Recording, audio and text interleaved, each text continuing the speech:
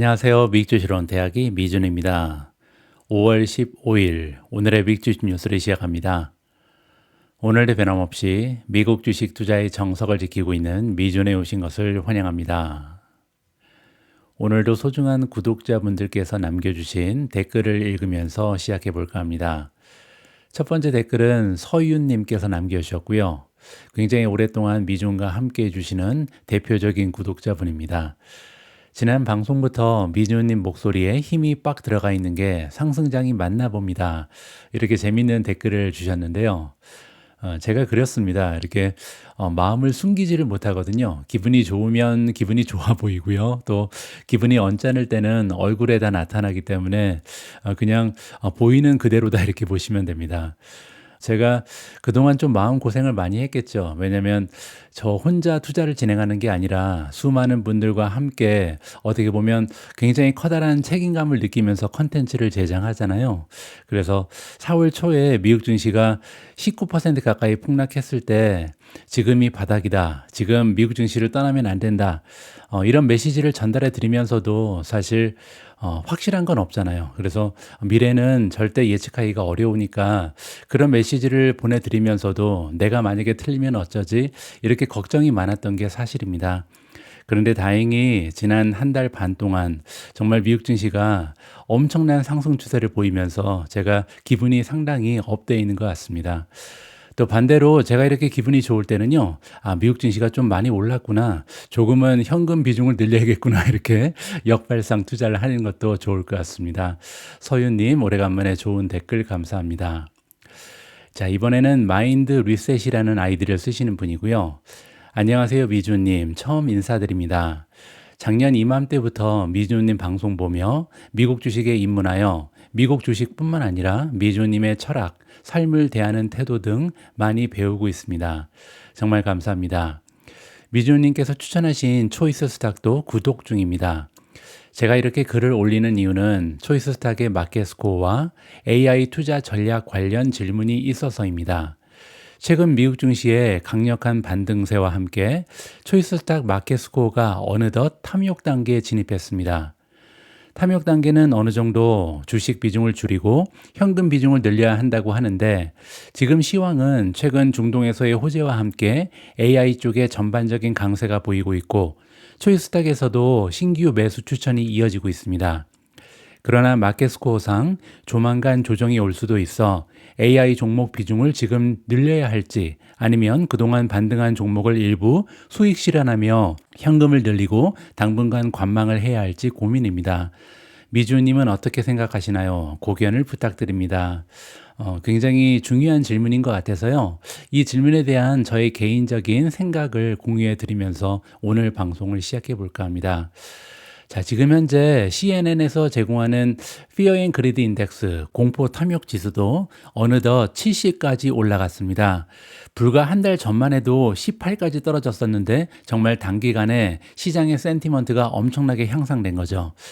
참고로 Fear and Greed Index는요, 옵션 거래라든지 지금 현재 채권의 투자 상황 이런 걸 다 고려해서 시장의 센티먼트, 투자자들의 센티먼트를 측정하는 지표다라고 보시면 됩니다.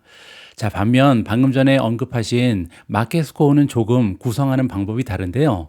마켓 스코어는 시장의 밸류에이션을 측정하는 거죠. 지금 초이스탁에서 커버하고 있는 종목들의 밸류에이션이 얼마나 올라가는가 이걸 가지고 지금 과열 상태인지 아니면 굉장히 소강 상태인지 이 부분을 측정하는 지표라고 보시면 됩니다.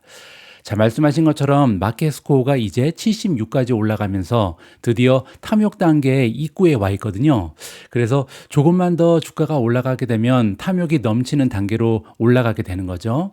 자, 그래서 지금은요, 어떻게 보면 주식을 사기에는 밸류에이션이 많이 올라갔구나. 이 부분을 확인해 볼 수가 있죠. 자, 그럼에도 불구하고 지금 현재 많은 종목들에서 매수 신호가 나오고 있는 것도 사실입니다. 자, 한번 보죠. 제가 관심 종목으로 만들어 놓은 리스트를 살펴보시면요. 자, 미존 탑픽 중에서 뭐 메타는 이미 예전에 나왔고요. 엔비디아도 보유. 아마존닷컴이 어제 매수 신호가 등장한 것 같습니다. 테슬라, 알파벳, TSMC도 이미 등장했고요. 보시는 것처럼 넥스트래커도 이미 보유하고 있는 상황, 우버도 보유하고 있고요.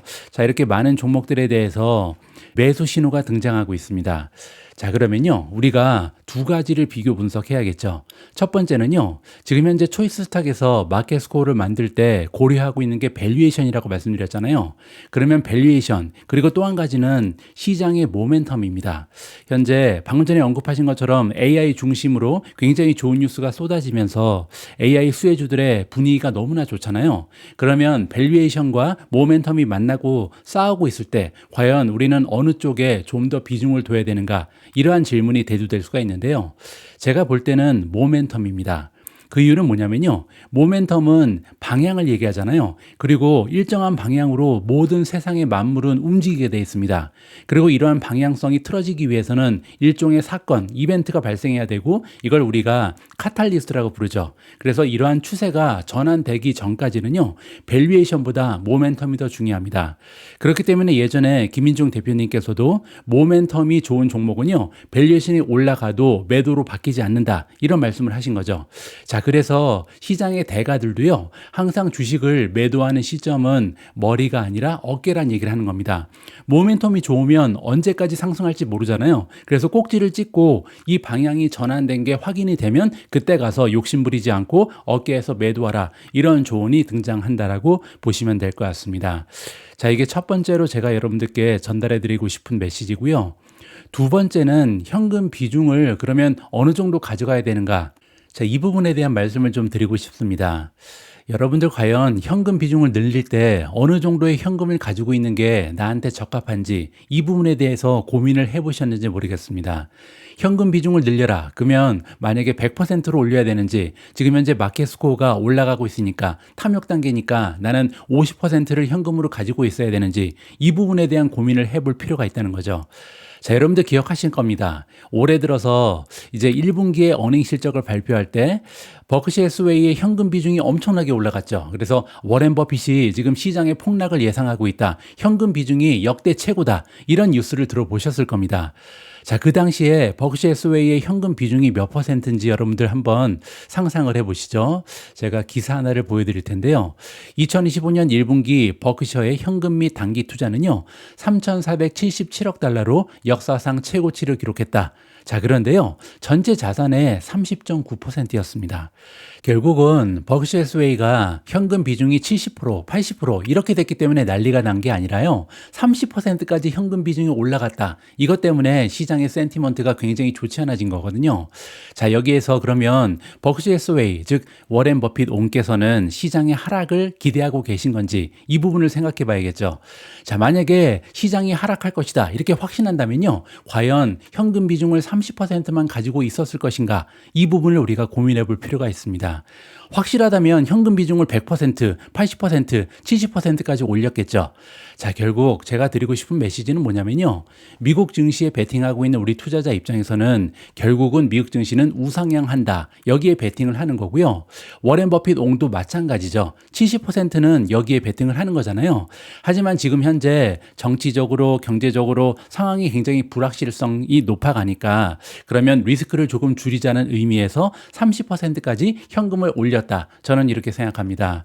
그리고 개인 투자자들은요, 각자의 개인적인 여건에 따라서 나의 나이에 따라서 수입 정도에 따라서 은퇴를 했는가 안 했는가 상당히 많은 부분에 따라서 이 현금 비중의 적정치가 달라집니다.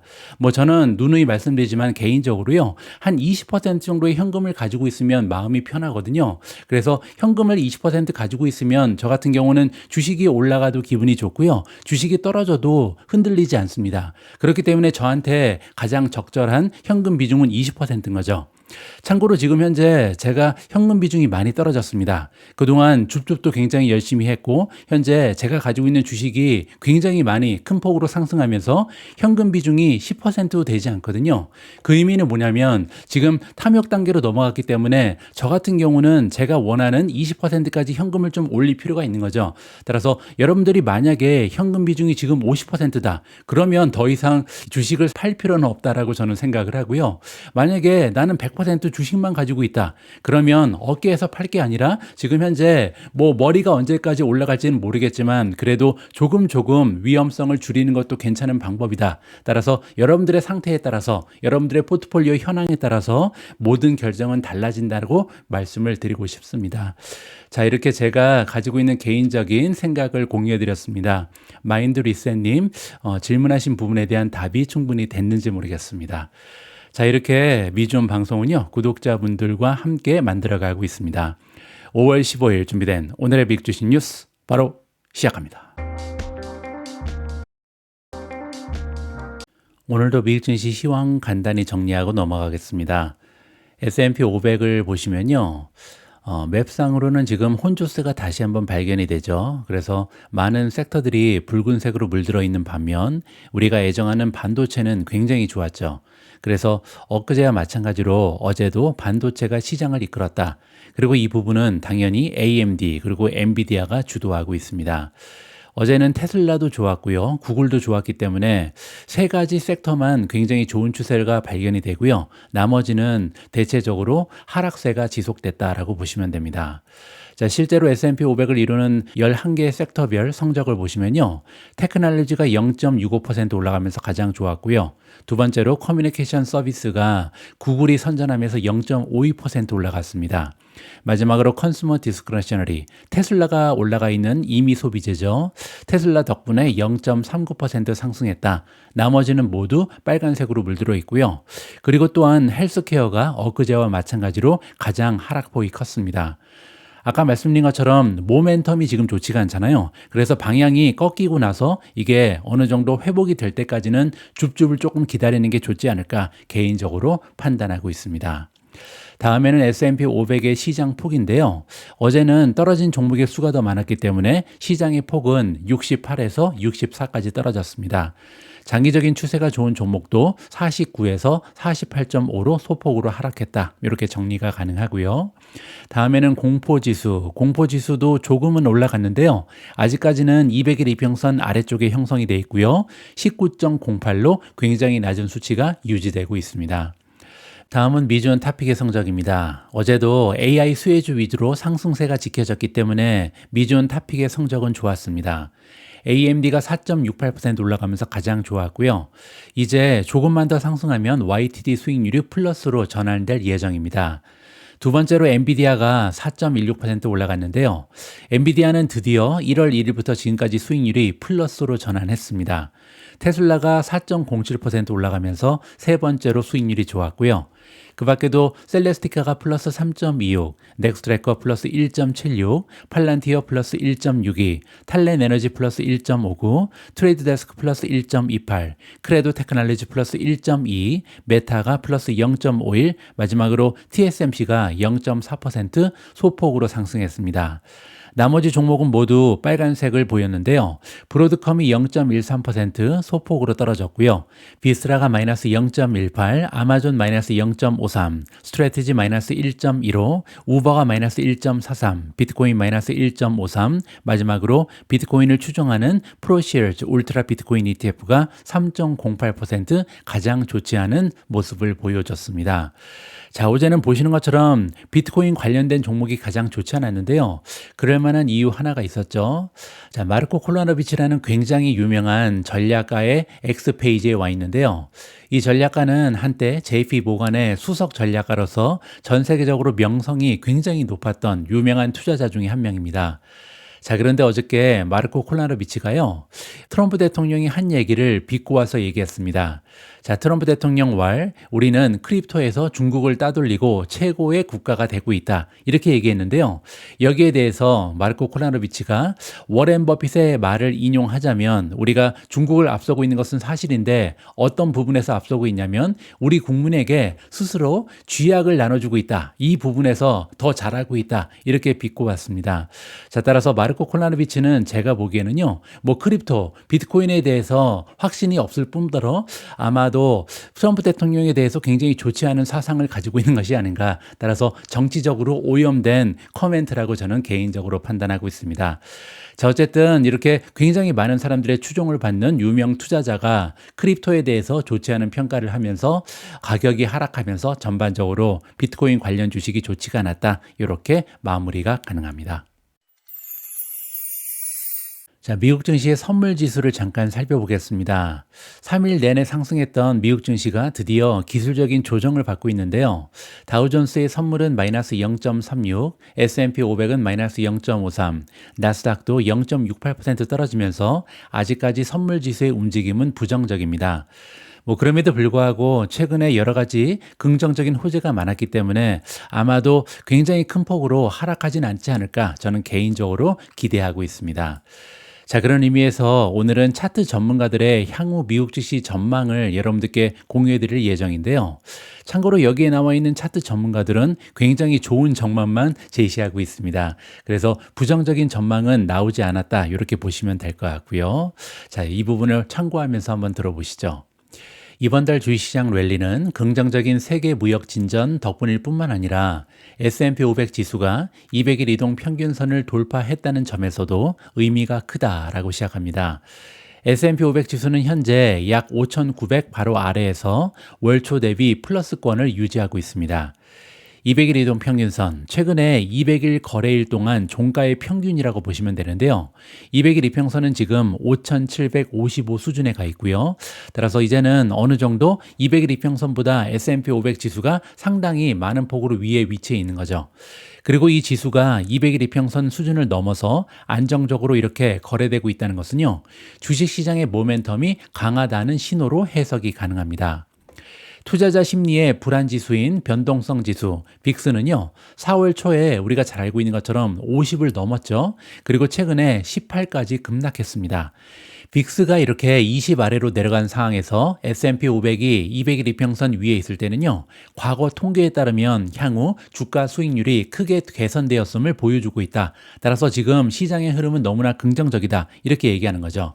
또한 시장 전문가들은요, 방어적인 자산, 예를 들어서 금이라든지 배당주, 채권 등에 대한 베팅을 위험 자산으로 되돌리는 과정이 아직 남아있기 때문에 랠리가 지속될 가능성이 높다. 이렇게 주장하고 있습니다. 자, 하나씩 한번 살펴보시죠. 첫 번째 전문가는요, 블루칩 데일리 트렌드 리포트에서 일하고 있는 수석 기술 전략가 레리 텐타렐리인데요. 이제 사상 최고치 경신 가능성이 다시 현실로 다가왔다. 그는요, 200일 이동 평균선 돌파를 중요한 매수 신호라고 평가하고 있고요. 따라서 4월 7일에 4,835가 이번 사이클의 저점이다. 다시는 여기까지 떨어지진 않을 것이다. 이렇게 얘기하는 거죠. 자, 두 번째, JP 모간 체이스의 기술 전략가 제이슨 헌터입니다. 지수는 S&P 500을 얘기하는 거고요.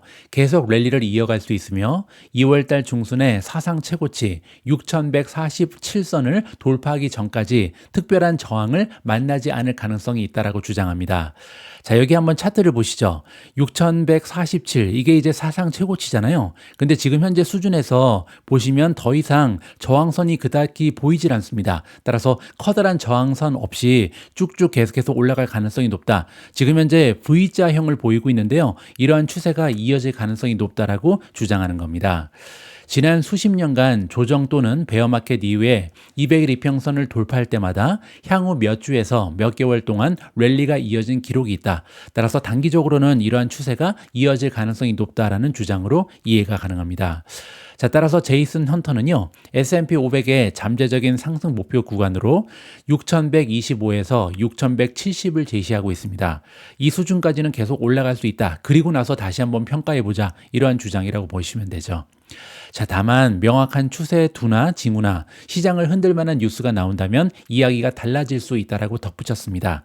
자, 이게 바로 아까 제가 말씀드렸던 추세는 카탈리스트에 의해서 깨질 수 있다고 말씀드렸잖아요. 그래서 엄청난 일이 발생하거나 이벤트가 있거나 어떤 뉴스가 있으면요, 이러한 방향이 흔들릴 수 있다는 거죠. 같은 이야기라고 우리가 이해해 볼 수가 있겠습니다. 다음에는 LPL 파이낸셜의 수석 기술 전략가 애덤 턴퀴스트고요. 장기 관점에서 보면 기록적인 상승도 충분히 가능하다 이렇게 주장합니다. 지수가 200일 이평선을 넘어간 이후에 12개월 이후 평균 상승률은 8.6%다. 물론 이제 평균적인 10%를 기대하고 있는데 8.6이면요. 역사적인 평균보다는 낮습니다. 하지만 그럼에도 불구하고 중요한 것은요. 평균적으로 역사적인 평균과 비슷하다는 거죠. 따라서 지금 현재 200일 이평선을 넘어서면 긍정적인 추세를 우리가 기대해 볼 수 있다. 장기적으로도 그렇다. 이렇게 보시면 됩니다. 따라서 현재 수준에서 6,270까지 향후의 1년 내에 돌파할 수 있을 것이라는 전망으로 이해가 가능합니다. 자, 마지막으로 SN마크의 CIO 크리스탄 찬의 의견을 좀 들어보겠습니다. 추가 하락이 발생하더라도 4월 초의 저점 수준까지 내려갈 가능성은 낮다라는 전망이 우세하다. 자, 이제는 예전에 4월 초의 저점까지는 기대하지 말라 이렇게 얘기하는 거고요. 새로운 저점은 5,200이라고 얘기합니다. 그 얘기는요. 만약에 지금 다시 한번 주가가 떨어져도 10%까지는 떨어지지 않을 것이다. 한 자릿수 정도 떨어지면서 말 것이다라고 얘기하는 거죠. 기업 실적 성장과 경기 침체 우려 완화가 유지된다면 지수는 꾸준히 상승세를 이어갈 것이다. 따라서 긍정적인 전망을 아울러서 제시하고 있습니다. 자, 이번에는 스파이의 차트를 잠깐 보여드릴 텐데요. 스파이는 S&P 500을 추종하는 ETF죠. 자, 이 스파이의 이동평균선을 보니까요. 5월 14일 날입니다. 이때부터 단기선 10일 이평선이 20일 이평선 위에 있고요. 20일 이평선이 50일 이평선 위에 있습니다.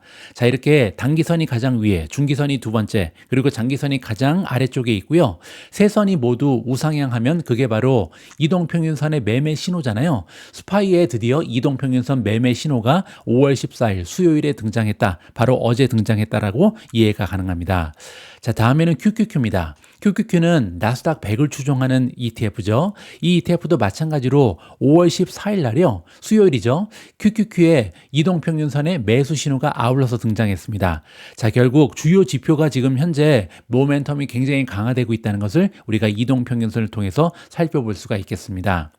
자, 마지막으로 QQQ의 모멘텀도 보시면요. 26가지의 모멘텀 지표 중에 한 가지만 매도를 주장하고 있고요. 8가지는 중립, 그리고 17가지는 바이, 매수 의견을 던져주고 있습니다.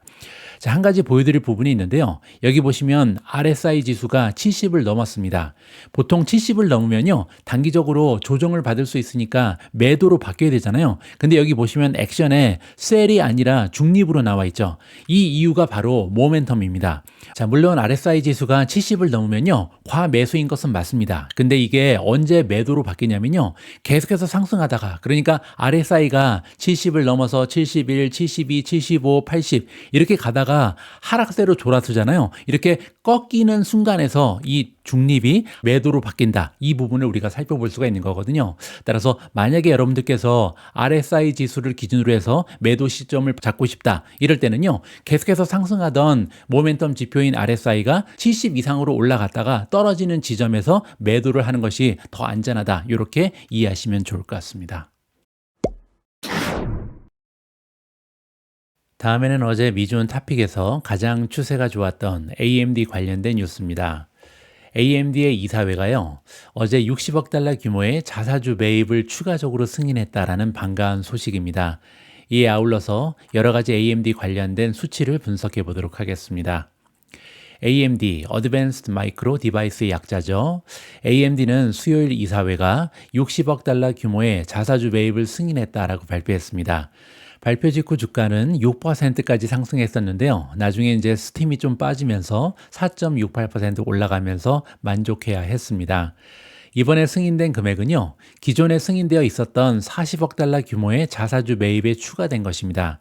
그렇게 되면 60억 플러스 40억이면 100억 달러잖아요.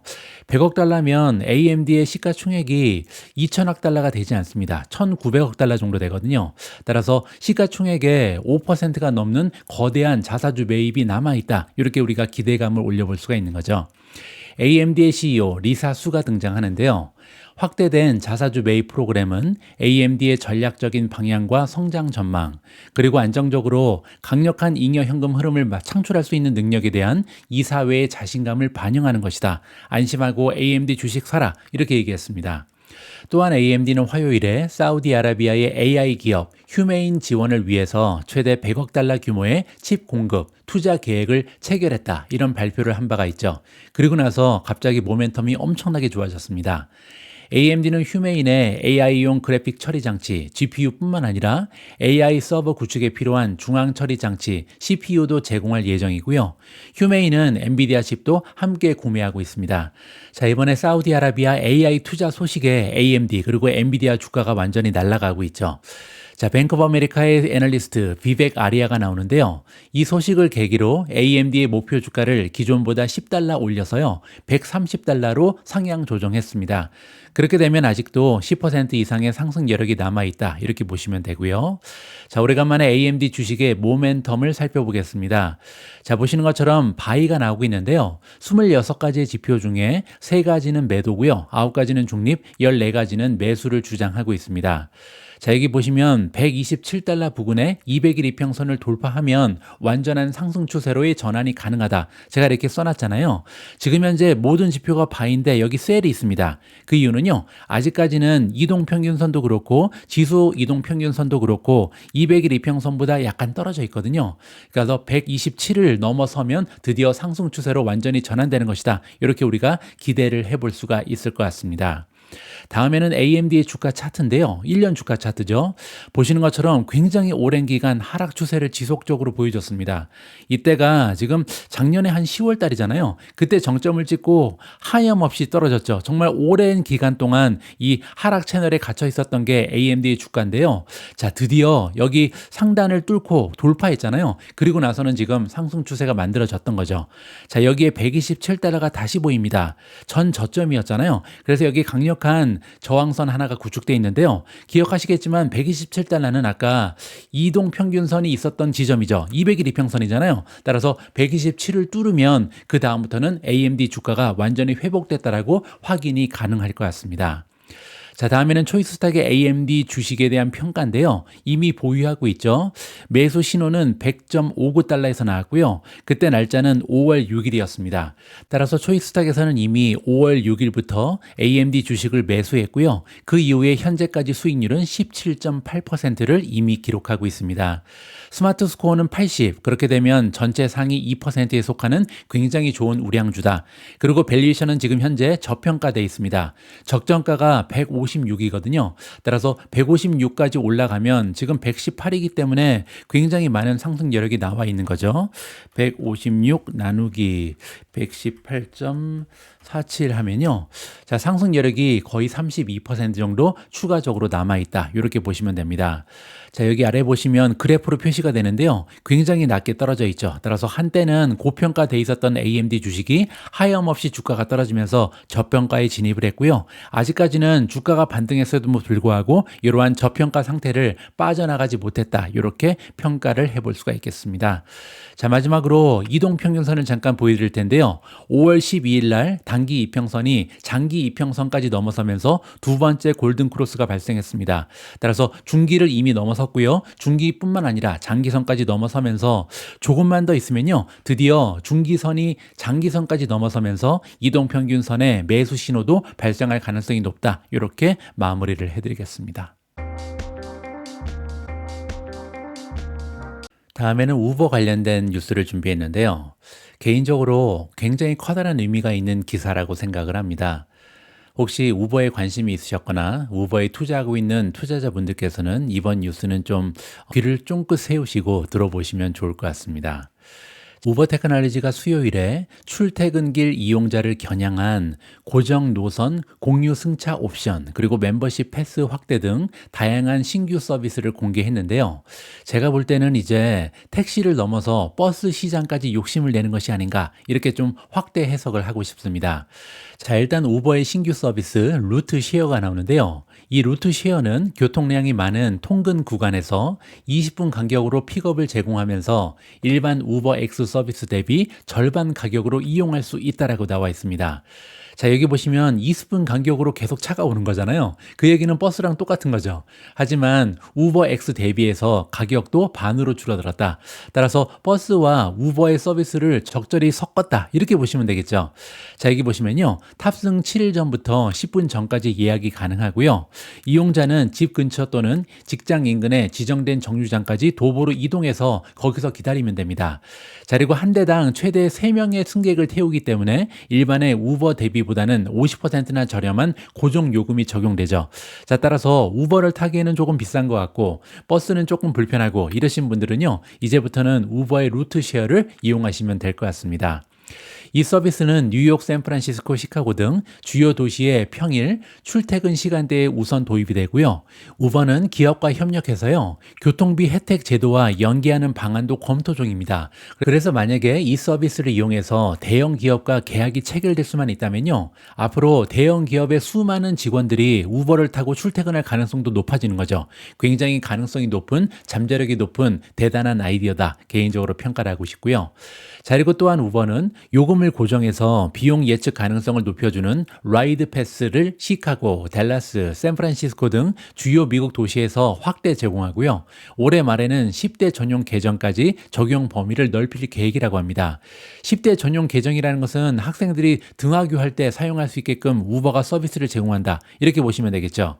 자, 여기 나와 있는 라이드 패스는 뭐냐면요, 미리 결제라는 겁니다. 선결제형 승차권 번들인데요. 한 달에 이미 정해진 횟수, 그러니까 5번이면 5번, 10번이면 10번, 20번이면 20번 이렇게 탑승권을 대량으로 구매하면서 15% 할인된 요금으로 이용할 수 있는 서비스다. 이렇게 보시면 됩니다. 자, 우버는 또한 2.99달러짜리 3달러도 되지 않는 프라이스 록 패스를 2월 달에 발표했는데요. 일부 미국 시장에서만 시범 운영해 왔습니다. 하지만 이제는요, 올해 안에 미국 전역 그리고 브라질까지 서비스를 확장할 예정이다라고 발표했습니다. 자, 여기 나와 있는 프라이스 록 패스도 아까 얘기했던 거랑 약간 비슷한데요. 우버 앱을 통해서 자기가 자주 다니는 특정 노선을 지정을 합니다. 최대 10개까지 등록할 수 있는데요. 그리고 각 노선당 1시간 단위의 요금 보호 시간대가 부여됩니다. 그렇게 되면요, 이 시간대에서는 변동 요금 없이 사전에 고정된 가격으로 계속해서 이용할 수 있다. 이렇게 보시면 되고요. 이 패스로 절감할 수 있는 금액은 월 최대 $50까지고요. 매월 2.99달러를 결제하면 이용할 수 있는 새로운 서비스다. 이렇게 보시면 됩니다. 자, 따라서 여러 가지 다양한 서비스가 새롭게 도입이 되는데요. 이 모두가 택시 시장을 겨냥한 것뿐만 아니라 이제는 버스의 시장까지도 겨냥한 것이 아닌가, 개인적으로 이렇게 생각하고 있습니다.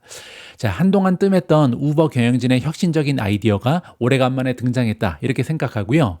참고로 2024년 미국의 라이드 헤일링 시장 규모는요, 약 497억 8천만 달러였습니다. 자, 그리고 같은 기간 미국의 택시 시장의 매출은 231.4억 달러로 추정이 되거든요. 그래서 아직까지는 택시 시장에서 빼앗아올 수 있는 매출이 아직 많이 남아있다. 이렇게 긍정적으로 평가가 가능하고요. 자, 그리고 이번에 새롭게 도전하고 있는 버스 시장의 규모를 보면요, 2024년 기준으로 미국의 버스 시장, 통학, 시내, 시외버스 다 합쳐서요, 매출이 86.64억입니다. 따라서 우버가 또 하나의 잠재 시장을 개척하고 있다라고 저는 개인적으로 해석하고 싶습니다. 자, 그리고 중요한 것은요, 우버는 미국에서만 활동을 하는 기업이 아니죠. 따라서 미국 시장 외에도 전 세계로 확장해서 보면요, 글로벌 라이드 헤일링 시장의 규모는 2024년 기준으로 무려 1913억 달러고요. 글로벌 택시 시장의 규모는 2440억 달러, 그리고 버스 시장의 규모는 523억 달러입니다. 참고로 지금 현재 우버의 매출은 전체 다 합쳐도 439억 달러에 불과하고요. 라이드 헤일링 매출만 보면 250억 달러다. 자, 따라서 지금 전 세계 1등 기업임에도 불구하고 아직까지는 진출할 수 있는 잠재 시장의 규모가 굉장히 많이 남아있다. 그리고 또 한 가지, 이 모든 시장이요, 향후에 우버 그리고 테슬라의 로봇택시의 잠재 시장이다. 따라서 개척할 수 있는 시장이 많이 남아있다는 것을 이번 기사를 통해서 확인해 볼 수가 있었습니다. 자, 우버의 모멘텀입니다. 26가지의 지표 중에 4가지는 매도고요. 7가지는 중립, 15가지는 매수를 주장하고 있습니다. 자, 밑으로 내려가서 재밌는 거 하나 보여드리죠. 여기 Relative Strength Index, RSI가 70.1이잖아요. 근데 이번에는 셀, 매도가 나와 있습니다. 그 이유가 뭐냐면요, 우버 같은 경우는 이미 RSI가 계속해서 올라가다가 꺾여서 떨어지는 중이거든요. 따라서 이렇게 같은 숫자지만 올라가는 중이냐 아니면 떨어지는 중이냐 여기에 따라서 그냥 매도가 나올 수도 있고 아니면 중립이 나올 수도 있다. 이렇게 보시면 됩니다. 자, 여기 보시면요. 우버의 주가가 엄청난 속도로 올라가다가 꺾였잖아요. 꺾이면서 RSI 지수가 매도로 돌아섰다. 이렇게 보시면 됩니다. 자, 밑으로 내려가서 우버의 밸류에이션 잠깐 보시면요. 자, 포워드 PER이 아직까지는요, 33.1에 불과합니다. 그리고 성장률이 괜찮기 때문에 PEG는 0.9에 불과하죠. 그 얘기는요, 순이익의 성장률은 33%를 넘어선다. 이렇게 해석이 가능한 거고요. 자, 다음에는 초이스탁의 우버 주식 평가인데요. 이미 4월 21일 날 75.24달러에 우버 주식을 매수했습니다. 굉장히 빨리 샀죠. 그래서 현재까지 수익률은 무려 20.2%를 기록하고 있고요. 스마트 스코어는 67입니다. 그렇게 되면 전체 상위 13%에 속하는 우량 주식이다. 이렇게 보시면 되고요. 밸류에이션은 적정가로 아직까지는 나와 있습니다. 자, 우버 주식의 이동 평균선 잠깐 보여드리면요. 무려 4월 17일, 거의 한 달 전이죠. 그때 이미 단기선이 가장 위에, 중기선이 두 번째, 그리고 장기선이 가장 아래까지 떨어졌습니다. 그리고 세 선이 모두 우상향하고 있잖아요. 따라서 이 우버 주식은요, 이동 평균선의 매수 신호가 무려 한 달 전에 등장한 거죠. 그리고 나서 지금까지 무려 20.16%의 건강한 수익률을 만들어내고 있습니다. 다음으로 준비된 기사는 엔비디아 그리고 AMD 관련된 소식인데요. 자, 이번에 사우디아라비아에서 대형 계약이 체결되면서 국가가 주도하는 주권 AI에 대한 관심이 높아지고 있습니다. 자, 이번 기사를 통해서 지금 현재 우리가 투자하고 있는 AI 수혜주들이요, 주권 AI에서 어떤 기회를 포착할 수 있는지 다 함께 공부를 해보면 좋을 것 같습니다. 자, 이 기사는요, 제 목소리를 닮은 미준 AI가 읽어드릴 수 있도록 하겠습니다. 이번 주 최대의 기술 분야 이벤트는 미국이 아닌 사우디아라비아에서 열렸습니다. 도널드 트럼프 대통령이 일명 AI 우군이자 적수인 일론 머스크와 샘 올트먼을 포함한 AI 분야의 주요 인사들과 함께 공식 방문을 단행했습니다. 많은 부강한 나라들처럼 사우디아라비아도 자국의 AI 미래를 온전히 통제하기 위해 국가 주도의 주권 AI 데이터 센터를 구축하려 합니다. 트럼프 대통령의 방문 목적 중 하나가 바로 이 점이었고, 사우디 정부는 미국 기업 엔비디아의 최첨단 AI 칩을 수입할 수 있도록 트럼프 대통령의 승인을 필요로 했습니다. 엔비디아 측은 2023년 11월 실적 발표 이후부터 줄곧 주권 AI를 성장 동력으로 꼽아왔습니다. CEO 젠슨 황은 그 자리에서 국가 단위의 컴퓨팅 투자야말로 새로운 경제적 필수 요소라 말했는데요. 이는 챗GPT가 현 AI 붐을 촉발한 지 약 1년 후의 발언이었습니다. 자국이 가지고 있는 언어역 사문화 등의 데이터를 무상으로 외국 AI 기업에 제공하고 그걸 바탕으로 만들어진 AI 서비스를 다시 구매할 나라는 없다는 요지였습니다. 젠슨 황 CEO가 처음 언급한 주권 AI 사례는 인도였습니다. 22개의 공식 언어와 수많은 토착 언어가 공존하는 다채로운 나라. 인도는 외국 AI 모델이 자국의 풍부한 문화유산을 잠식하지 않도록, 그리고 신생 기술 생태계가 최신 AI 기술을 이용할 수 있도록 정부 통제하에 국내 데이터 센터 구축이 필수적입니다. 트럼프 대통령의 방문 당일 사우디아라비아는 휴메인이라는 주권 AI 투자 기구를 발표했습니다. 이 기구의 의장은 모하메드 빈 살만 왕세자이며, 이는 사우디의 1,000억 달러 규모 프로젝트 트랜센던스의 일환으로 사우디를 글로벌 기술 허브로 육성하려는 야심찬 계획입니다. 휴메인은 향후 5년간 엔비디아와 AMD, 최첨단 칩을 갖춘 대규모 데이터 센터를 단계적으로 완공할 계획입니다. 엔비디아와의 협력은 왕국이 AI 및 첨단 디지털 인프라 분야를 주도하려는 야망을 실현하는 과감한 진전이라고 타레크 아민 휴메인 CEO는 엔비디아 블로그를 통해 밝혔습니다.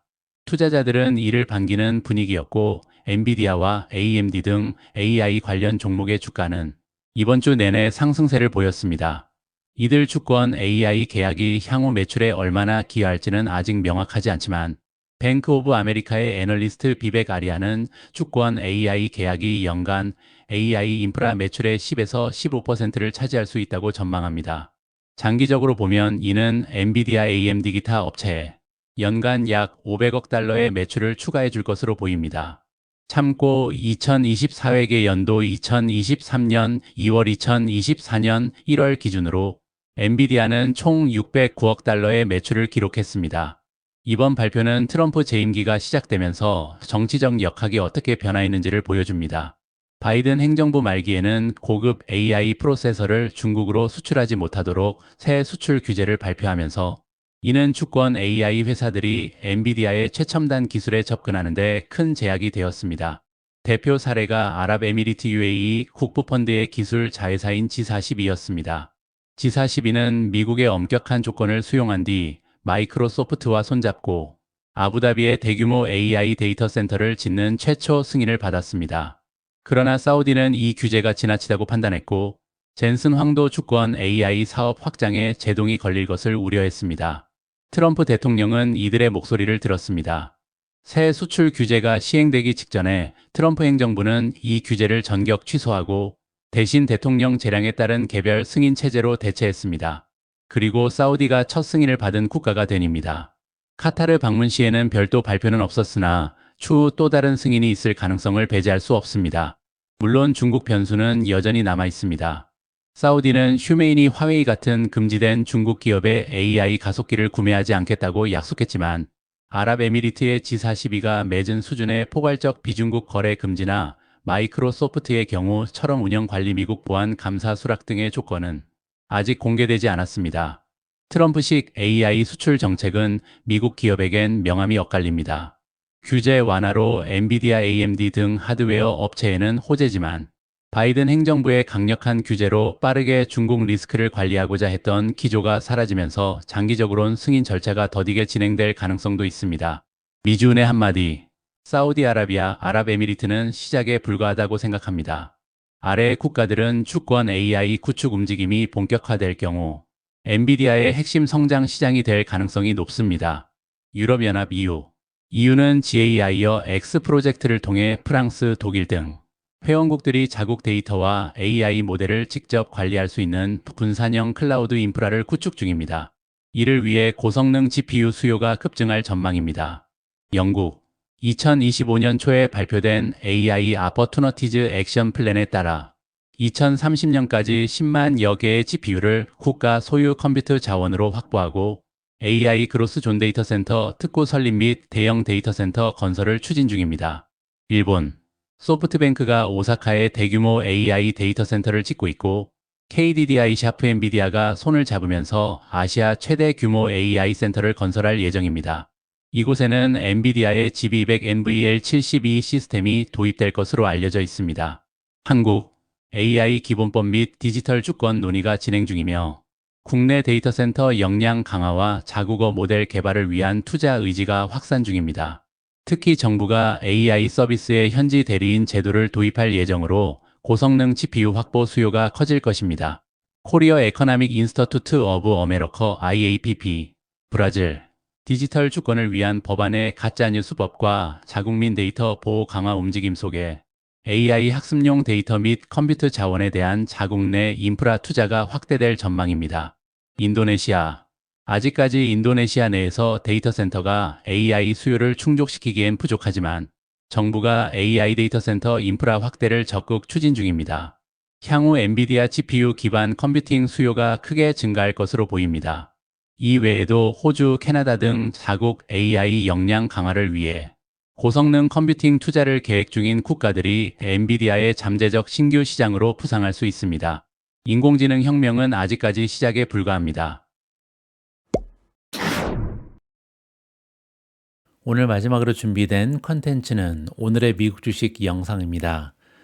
오늘 영상에는 제가 개인적으로 좋아하는 진 몬스터가 등장하는데요.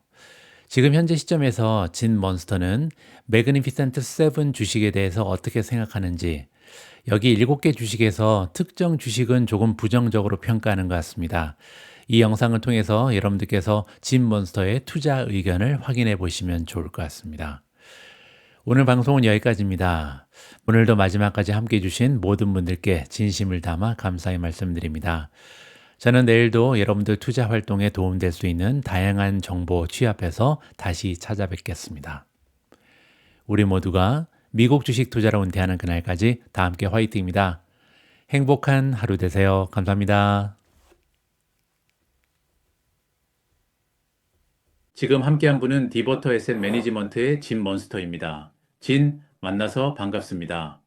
자, 만약 기술주가 하락했을 때에도 여전히 빅테크를 믿고 있었다면 지금쯤은 꽤 기분이 좋을 겁니다. 하지만 지금 빅테크를 매수할 수 있을까요? 다른 자산군 중에는 지금 더 많이 하락한 것도 있고, 게다가 많은 투자자들이 애초에 빅테크에 과도하게 비중을 두고 있었던, 말하자면 매그니피센트 채블을 전부 사는 건 적절하지 않고 그 안에서도 선별적으로 접근해야 한다고 생각합니다. 최근의 주가 흐름을 보면 특히 구글에서 벌어지고 있는 변화는 정말 놀라운 수준입니다. 기존의 챔계의 블루링크에서 완전히 다른 방향으로 전환되고 있는데, 이런 상황에서 구글 주식을 그냥 들고 있기만 해서는 편히 잠들기 어려울 겁니다. 좀 더 전체적으로 보면은 이번 실적 시즌에서 저희는 20개의 기술 기업들을 분석하고 각각 평가를 했습니다. 그중 매그니피센트 채브리에 포함된 6개 기업 중 5개의 A 등급을 줬습니다. 그만큼 이들 기업의 펀더멘털은 여전히 뛰어납니다. 하지만 그렇다고 해서 이들이 항상 최고의 투자 기회라는 뜻은 아닙니다. 따라서 보다 선별적이고 집중적인 접근이 필요합니다. 예를 들어 엔비디아처럼 다시 상승 흐름을 보이는 기업들도 있습니다. 제가 생각하는 AI의 향후 1년, 2년, 5년, 10년의 흐름이 맞는다면 이 회사는 여전히 저평가되어 있고 앞으로도 강한 성장 동력을 가질 것입니다. 결국 중요한 건 전략적으로 접근해야 한다는 점입니다. 만약 기술주에 묶음 투자 바켓 인베스팅을 하고 싶다면 시가총액이 5천억 달러 미만인 중소형 기술주에 집중하는 것이 더 나은 수익률을 가져올 수 있는 영역이라고 생각합니다. 선택지는 정말 많죠. 시가총액 5천억 달러 미만 기업들 가운데 최근 제가 눈여겨보고 있는 종목은 아틀라시안입니다. 이 회사는 2021년 고점 대비 절반 수준이고요. 주문 현재 시가총액이 250억 달러로 고점 대비 5분의 1에 불과합니다. 그리고 데브옵스 분야에서는 몽고DB, 페이저듀티, 스노우플레이크 같은 기업들이 있는데 주가 차트를 보면 시장이 여전히 신뢰하지 않는다는 인상을 줍니다. 강력한 투자 논리가 있습니다. 그리고 이게 바로 모든 투자자들이 던져야 할 핵심 질문이라고 생각합니다. 과연 이 기술이 얼마나 변혁적일 것인가 라는 질문이죠. 그리고 방금 언급한 여러 기업들은 그 변화에서 실질적인 수혜를 받을 가능성이 큽니다. 관련해서 많은 논의들이 이어지고 있지만 정말 중요한 건 우리가 지금 어디쯤 와 있는가라는 질문입니다. 이를 판단하는 한 가지 방법은 GPT와 같은 기술이 실제로 일상에서 얼마나 사용되고 있는지를 보는 겁니다.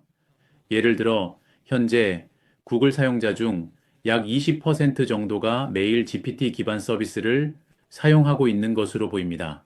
이 수치는 아직 상대적으로 낮습니다. 여전히 초기 단계라는 뜻입니다.